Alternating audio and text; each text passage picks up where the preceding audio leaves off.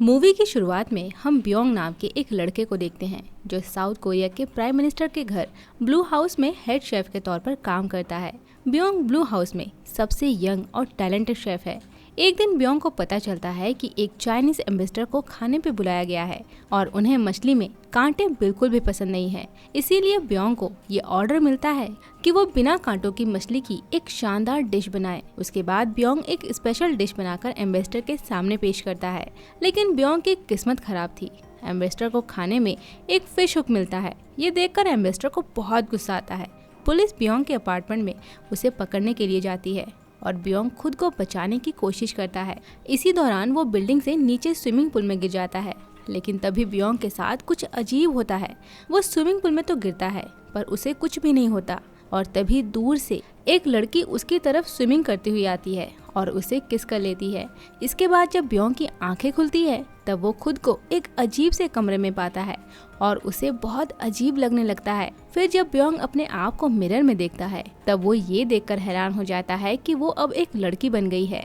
ब्योंग सोचता है कि शायद वो सपना देख रहा है और जब वो ये चेक करने के लिए अपने कमरे से बाहर निकलता है तब वो देखता है कि बाहर बहुत सारी लड़कियां अपने मास्टर के इंतजार में झुकी हुई हैं। ये देखकर डरते हुए ब्योंग बिल्डिंग से बाहर निकल जाता है और तभी उसे पता चलता है कि उसका जेंडर भी चेंज हो चुका है, क्योंकि अब वो पूरी तरह से एक लड़की बन चुका है। ब्योंग को लगता है कि जरूर उसके साथ कोई जेंडर चेंज ऑपरेशन किया गया है, लेकिन जल्द ही उसे एहसास होता है कि असल में वो टाइम ट्रेवल से पास्ट में आ गया है। अगले दिन ब्योंग के पास एक मेड आती है। ब्योंग के पूछने पर वो बोलती है कि वो सन 1851 में है और इस वक्त वो किम नाम की एक लड़की की बॉडी में है। साथ ही ब्योंग को पता चलता है कि ब्योंग यानी किम की शादी किंग शियोल से होने वाली है, जिसके बाद वो क्वीन बन जाएगी। मेड आगे बोलती है कि ब्योंग उसे पैलेस के बाहर के लेक में तैरती हुई मिली थी, जिसके बाद गार्ड्स उसे पैलेस में लेकर आ गए। ये सुनकर ब्योंग सोचने लगता है कि जरूर उसकी और किम की स्पिरिट एक्सचेंज हो गई होगी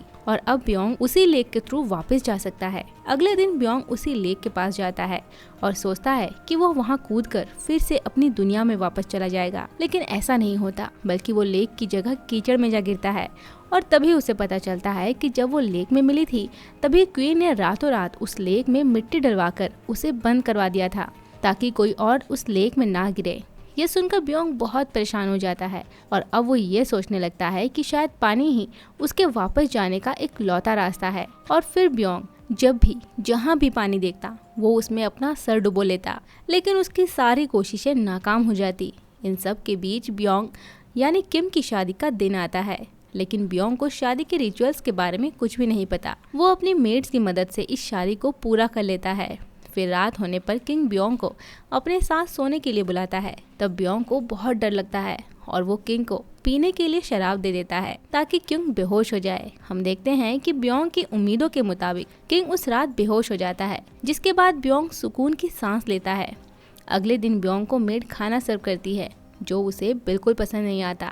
इसीलिए ब्योंग शेफ को उसकी पसंद की डिश बनाने के लिए कहता है। इस बात से शेफ सोच में पड़ जाता है, लेकिन किसी तरह वो ब्योंग की बताई हुई डिश बनाकर उसे सर्व करता है। पर ब्योंग यानी किम को वो डिश बिल्कुल भी पसंद नहीं आती। इसके बाद शेफ कई बार बहुत सारी डिशेस बनाता है, लेकिन उनमें से एक भी डिश किम को पसंद नहीं आती। आखिर में शेफ इन सब से बहुत ज्यादा परेशान होकर किम को खुद खाना बनाने के लिए बोलता है। उसके बाद किम खुद अपना खाना बनाने का डिसीजन लेती है। ये देखकर मेड बहुत परेशान हो जाती है, क्योंकि किम ने बचपन से कभी भी खाना नहीं बनाया है। सभी लोग ये देखकर हैरान हो जाते हैं कि किम बहुत फास्ट वेजिटेबल्स को चॉप कर रही है। वो बहुत ही सलीके से अपने लिए एक शानदार डिश बनाकर रेडी करती है। फिर किम अपनी बनाई हुई डिश को खाने के लिए लेकर जाती है और साथ ही अपनी बनाई हुई डिश वो अपने मेड को भी खिलाती है, जो मेड को बहुत पसंद आती है। इधर किचन में शेफ किम के डिश की बुराई करते हुए बोलता है कि ये डिश दिखने में अच्छी है पर इसका टेस्ट बिल्कुल भी अच्छा नहीं होगा। लेकिन जब शेफ खुद उस खाने को टेस्ट करते हैं तब उसे वो खाना बहुत पसंद आता है। इसके बाद किम के दिमाग में एक आइडिया आता है कि वो अपनी डिशेस से क्वीन को खुश करके उस लेक में वापस पानी भरने की रिक्वेस्ट कर सकती है। फिर किम दोबारा किचन में आती है, लेकिन इस बार रॉयल शेफ उसे इसकी इजाजत नहीं देता। तब किम शेफ को चैलेंज करती है कि कौन सबसे फास्ट खाना बना सकता है। पहले तो शेफ राजी नहीं होता, लेकिन किम के जोर देने पर आखिर में शेफ मान जाता है। फिर एक बेल बजाने के साथ उन दोनों के बीच कंपटीशन शुरू हो जाता है। शेफ काफी सारे गाजर को बहुत स्पीड से चॉप करता है। इधर किम भी बहुत फास्ट खीरे को चॉप करती है। उसके बाद किम की डिश सबसे पहले रेडी होती है और वो फिनिश बेल बजा देती है और इस कंपटीशन की विनर बन जाती है। तब शेफ बोलता है कि सिर्फ स्पीड मायने नहीं रखता, टेस्ट भी इम्पोर्टेंट होता है। तब रॉयल फूड इंस्पेक्टर उन दोनों के डिशेस को टेस्ट करके किम को विनर घोषित करता है और इसी के साथ ही किम को किचन की रिस्पॉन्सिबिलिटीज भी संभालने के लिए देता है। किचन की रिस्पॉन्सिबिलिटीज मिलते ही किम सबसे पहले ये पता करती है कि क्वीन को किस तरह का खाना पसंद है। तब उसे पता चलता है कि क्वीन को सॉफ्ट फूड बहुत पसंद है। फिर किम क्वीन के लिए एक बहुत ही शानदार डिश बनाकर खुद ही उनके सामने सर्व करती है।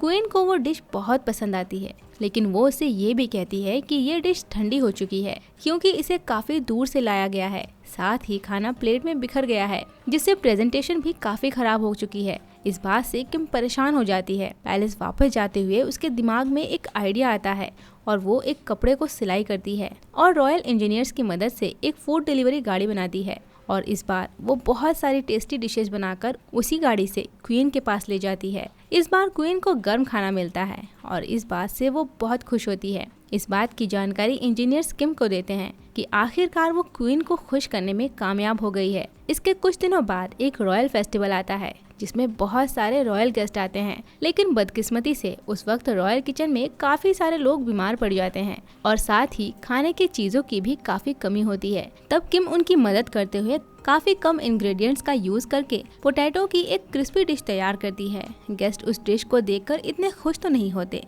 लेकिन जब वो उस डिश को टेस्ट करते हैं तब वो डिश उन्हें बहुत पसंद आती है। इसके बाद दूसरे डिश में किम बर्गर बनाती है।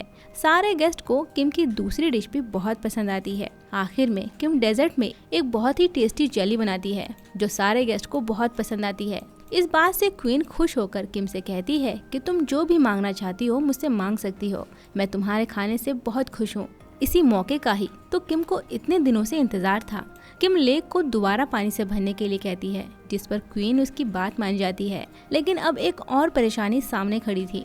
ये 19वीं सेंचुरी है और इस वक्त कोई भी मशीनरी ना होने की वजह से लकड़ी की बाल्टी में पानी भरकर लेक को पूरा भरने में काफी वक्त लगता है। किम ये सब देखकर बहुत परेशान हो जाती है। तभी उसके दिमाग में एक और आइडिया आता है।